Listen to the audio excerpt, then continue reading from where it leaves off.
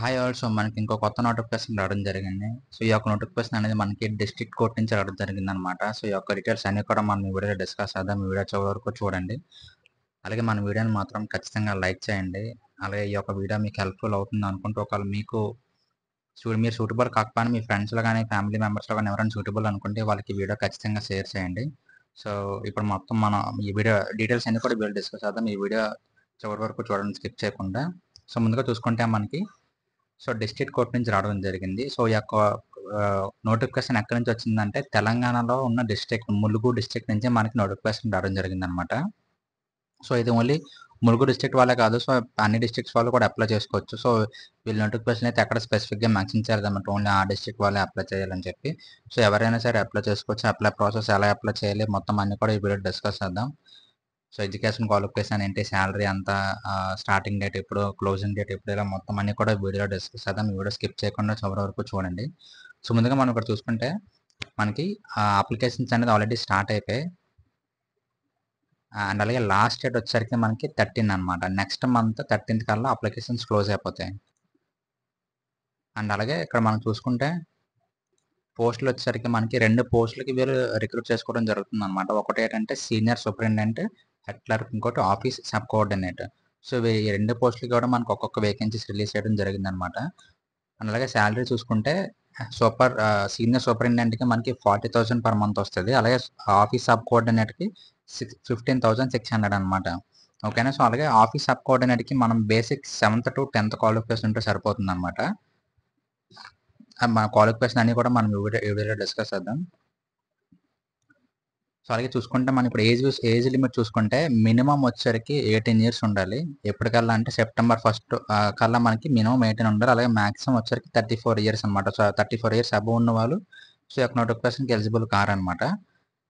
ఇక్కడ చూసుకుంటే మనకి ఈ యొక్క నోటిఫికేషన్ అనేది రిటైర్డ్ ఎంప్లాయీస్‌కే కాకుండా నా నార్మల్ కామన్ పీపుల్ వారు కూడా అప్లై చేసుకోవచ్చనమాట. మీరు ఇక్కడ చూసుకుంటే second point, in case of non availability of retired ministerial staff of judicial department, the candidates from out side will be considered for appointment. ఓకేనా. సో, ఓన్లీ రిటైర్డ్ వాళ్ళకే కాకుండా normal out side వాళ్ళకి కూడా ఈ యొక్క నోటిఫికేషన్‌కి ఎలిజిబుల్ అనమాట. వాళ్ళు కూడా అప్లై చేసుకోవచ్చు. ఓకేనా. సో, ఇక్కడ క్వాలిఫికేషన్ చూసుకుంటే హెడ్ క్లర్క్ వచ్చేసరికి must have a degree, must have a graduate and a retired judicial employee. ఓకేనా. సో, ఇది హెడ్ క్లర్క్ ఒక క్వాలిఫికేషన్. అలాగే ఆఫీస్ సబ్ కోఆర్డినేటర్‌కి మనం చూసుకుంటే must have passed any between 7th to 10th class or its equivalent. ఓకేనా. Minimum మన 7th to 10th qualify అయితే మనం ఈ ఆఫీస్ సబార్డినేటర్ పొజిషన్‌కి మనం అప్లై చేసుకోవచ్చు. అండ్ అలాగే ఇప్పుడు చూసుకుంటే సర్టిఫికేట్స్, మనం అన్ని సర్టిఫికేట్స్ యాక్చువల్‌గా అప్లికేషన్ ప్రాసెస్ ఏంటి అంటే, మనం అప్లికేషన్ ఫార్మ్ ఫిల్ చేయాలనమాట. ఫార్మ్ ఫిల్ చేసి వీళ్ళకి పోస్ట్‌లో పంపించాల్సి ఉంటది. ఆ పోస్ట్ అడ్రస్ కూడా మనం చూసుకుంటే ఇక్కడ వీళ్ళు ఇదే నోటిఫికేషన్‌లో ప్రొవైడ్ చేశారనమాట. ఇక్కడ చూసుకుంటే to the address of PRL district and sessions judge Mulugu recruitment. ఓకేనా. సో, ఈ యొక్క అడ్రస్‌కి మనం పోస్ట్ పంపించాల్సి ఉంటదనమాట. సో, ఈ పోస్ట్ అనేది మనకి ఇదే నోటిఫికేషన్‌లో మీకు కింద డిస్క్రిప్షన్‌లో ప్రొవైడ్ చేస్తాను.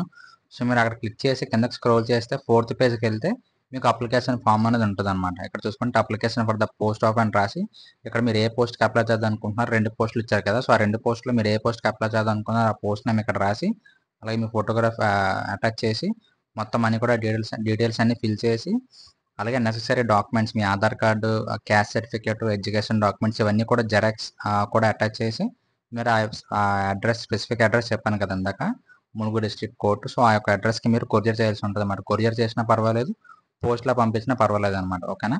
సో, ఇది అప్లికేషన్ ప్రాసెస్ వచ్చేసరికి. సో, మీరు ఈ యొక్క అప్లికేషన్ అనేది మీరు ఇక్కడ చూసుకుంటే 13th లోపు పంపించాల్సి ఉంటదన్నమాట. సో, మీకు ఒకవేళ ఇంట్రెస్ట్ ఉండి ఎలిజిబుల్ అనుకుంటే మీరు ఈ 1, 2 డేస్‌లోనే పెడితే అప్పటికల్లా మీకు అప్లికేషన్ రీచ్ అయిపోతుందన్నమాట. లేకపోతే 13th కల్లా ఎక్సీడ్ అయిపోతే వీళ్ళు అప్లికేషన్స్ యాక్సెప్ట్ చేయరని చెప్పి క్లియర్‌గా మెన్షన్ చేశారన్నమాట. Applications received after 5 PM on 13/10 will not be accepted. ఓకేనా.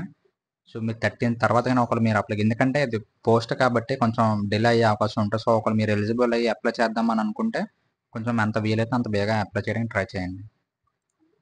సో, ఈ యొక్క నోటిఫికేషన్ డీటెయిల్స్ గురించి ఇంతే. అండ్ ఇంకా మీకు ఏమైనా డౌట్స్ ఉంటే కింద కామెంట్ సెక్షన్‌లో కామెంట్ చేయండి. అలాగే ఈ యొక్క పీడీఎఫ్ కూడా మీకు కింద డిస్క్రిప్షన్‌లో ప్రొవైడ్ చేస్తాను. మీరు అక్కడి నుంచి క్లిక్ చేసి డౌన్లోడ్ చేసి మీరు చెక్ చేసుకోవచ్చు.